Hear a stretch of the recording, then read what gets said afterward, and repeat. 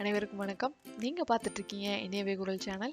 இன்றைக்கி நம்ம சேனலில் குழந்தைங்களுக்கு தொடர்ந்து மூக்கு குத்துறதையும் அதனால மூக்கை சுற்றி வர காயத்தையும் நம்ம எப்படி வீட்டிலேயே சரி பண்ணிக்கிறதுன்னு பார்க்க போகிறோம். அதுக்கு என்னென்ன பொருட்கள் தேவைன்னு பார்க்கலாம். வெத்தலை காம்பு, புழுங்கல் அரிசி, மிளகு, தேங்காய் எண்ணெய், விரலி மஞ்சள். ஸ்டவ்வில் ஒரு பாத்திரத்தை வச்சு அது சூடானதுக்கப்புறம் அதில் 2 ஸ்பூன் தேங்காய் எண்ணெய் சேர்த்துக்கலாம். நீங்கள் கட்டாயமாக 100% சுத்தமான சமையலுக்கு பயன்படுத்துகிற தேங்காய் எண்ணெய் தாங்க யூஸ் பண்ணணும். எண்ணெய் காஞ்சதுக்கப்புறம் இதில் 1 ஸ்பூன் புழுங்கல் அரிசியை சேர்த்து நல்லா கிளறி விட்டுறலாம்.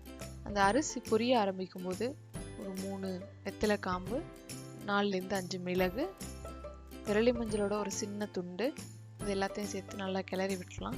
நம்ம சுத்தமான தேங்காய் எண்ணெய், மிளகு, மஞ்சள் இதுதான் பயன்படுத்துகிறோம். அதனால இதை நீங்கள் குழந்தைங்களுக்கு கட்டாயமாக பயன்படுத்தலாம். என்னோட குழந்தைக்கு 7 மாதத்துலேருந்து நான் இதாங்க பயன்படுத்துகிறேன். இந்த எண்ணெயை குழந்தைங்களோட மூக்குள்ள இருக்கிற காயத்தை சுற்றி அப்புறம் மூக்கோட அந்த 2 துவாரங்கள்லாம் நல்லா தடவி விடுங்க. குழந்தைங்க நம்ம எண்ணெய் தடவி விடுறதுனால அடிக்கடி அதை தொடச்சி விட்டுருவாங்க. அதனால ஒரு நாளைக்கு 4லேருந்து 5 தடவை மூக்கை சுற்றி அந்த காயம் இருக்கிற இடத்துல எல்லாம் தடவி விடுங்க.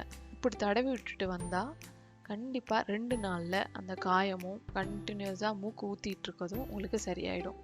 இந்த மஞ்சள்லையும் மிளகுலையும் நிறைய அலர்ஜி எதிர்ப்பு பண்புகள் இருக்குது. அதனால நீ இந்த மூக்கு சுற்றி இருக்கிற காயத்தை கண்ட்ரோல் பண்ணி அதை மேலே பரவ விடாமல் ப்ளஸ் அந்த காயத்தையும் அப்படியே சரி பண்ணிடும். இந்த மாதிரி ஒரு லைட் எல்லோ கலராக வந்ததுக்கப்புறம் ஸ்டவ் ஆஃப் பண்ணி ஒரு சின்ன கிண்ணத்துலேயோ இல்லை பாத்திரத்துலையோ ஸ்டோர் பண்ணிக்கோங்க. இதை நீங்கள் 2 நாள் வச்சு யூஸ் பண்ணலாம். அந்த எண்ணெயை கண்டினியூஸாக மூக்கில் தடவிட்டே வாங்க, உங்களுக்கு கண்டிப்பாக வித்தியாசம் தெரியும்.